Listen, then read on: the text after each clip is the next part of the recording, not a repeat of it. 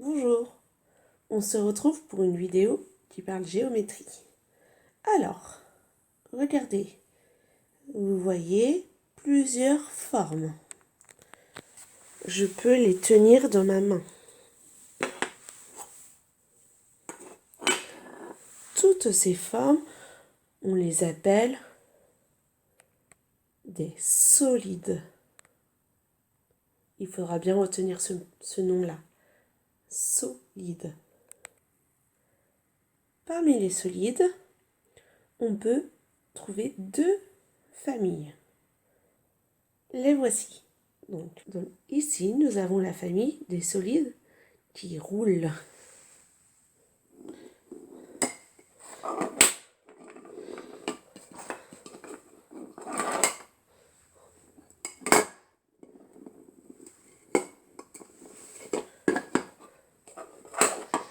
Et de l'autre côté, tous ces solides ne roulent pas. Alors, ils peuvent tourner, mais ils ne vont pas rouler. Alors, on va découvrir le nom de ces solides. Alors, pas de tous les solides, mais de certains que vous pouvez connaître. Donc, il y a d'abord la boule. Bon, ça, c'est facile pour vous, hein, la boule. Hein. N'oubliez pas, on tire dans la main. Un deuxième qui est facile, c'est celui-là. Je vous le tourne pour que vous le regardiez bien. Ici, on l'appelle un cube. Ça aussi, c'est facile pour vous. Et il y a celui-là. Peut-être que celui-là, il n'est pas forcément facile pour vous. Il va falloir connaître son nom. Donc, c'est le pavé droit.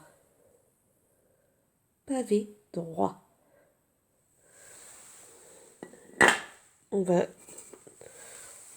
dire le nom de celui-ci. Donc, je tourne pour que vous le voyez aussi.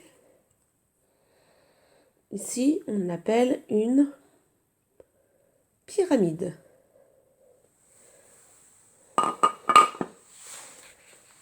Et je vais vous en donner un autre, qui est celui-ci. Alors, si je le mets dans ce sens-là, vous allez peut-être découvrir. On en mange l'été.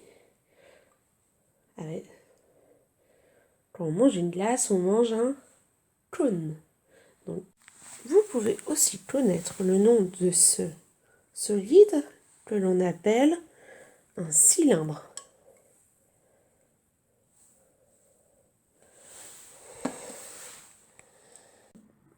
Cette année, il faut que tu connaisses absolument le nom de 3 solides. Donc, le cube en bleu, le pavé droit en rouge et la pyramide en vert. Donc, cube, pavé droit, pyramide. Retiens bien ça. Hein.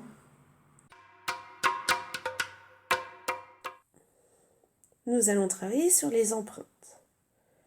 Alors, les empreintes des solides, c'est la trace qu'ils laissent, par exemple, si on les met dans la peinture et qu'on les met sur une autre feuille. Ou, par exemple, si on les met dans du sable mouillé. Vous savez, ça laisse une empreinte. Donc, aujourd'hui, nous allons découvrir les empreintes du cube et du pavé. Pour le cube, c'est parti, je le prends. Alors, je vais les tracer et je vous montre le résultat. Alors, j'ai pris mon cube et un crayon de bois. J'ai fait le tour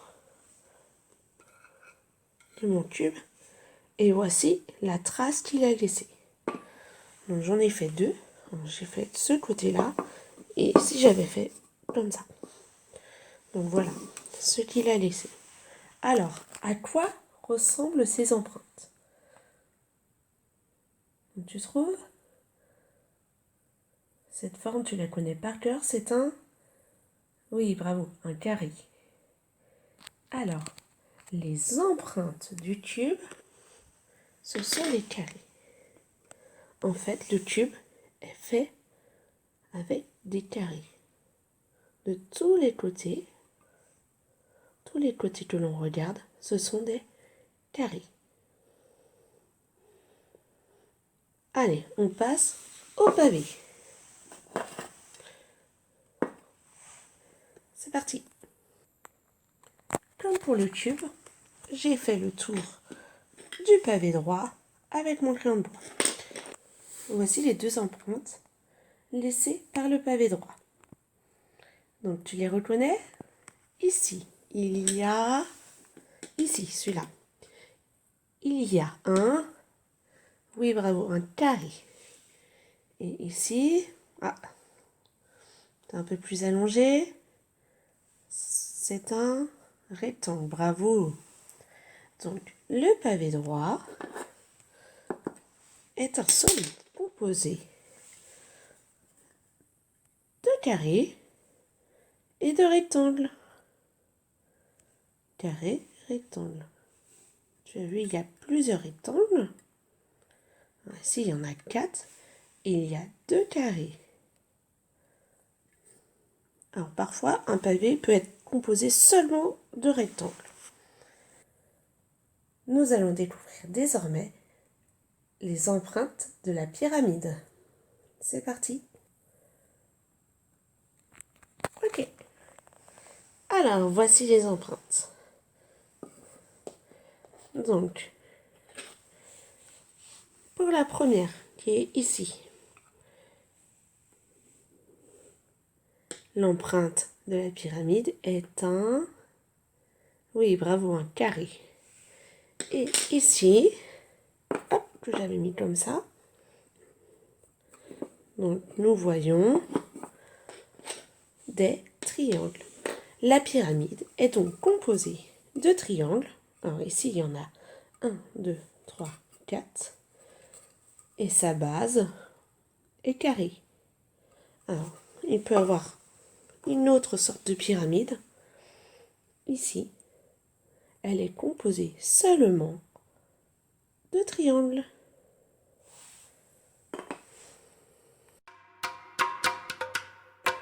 Les solides ont un vocabulaire bien spécifique.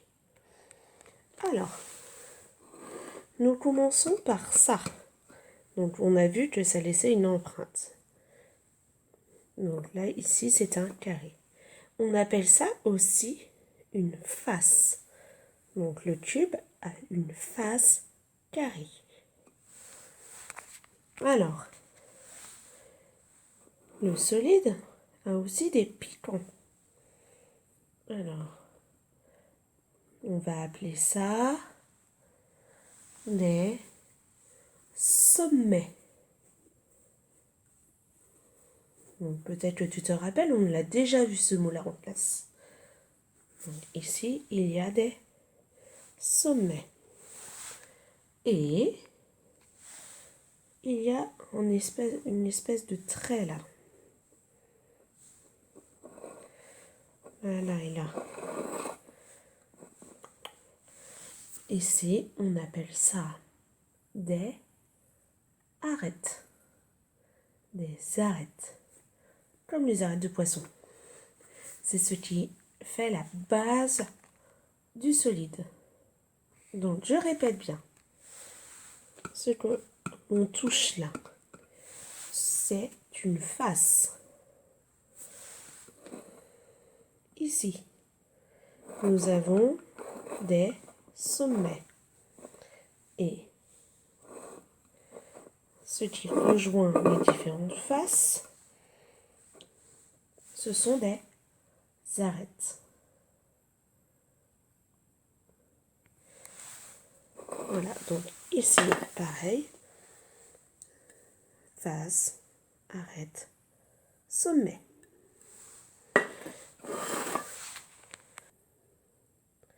Voilà pour le travail sur les solides. Alors, ce que je te propose, c'est d'aller chercher dans ta maison des objets qui peuvent ressembler à ces solides. tu les prends en photo et tu me les envoies. À bientôt!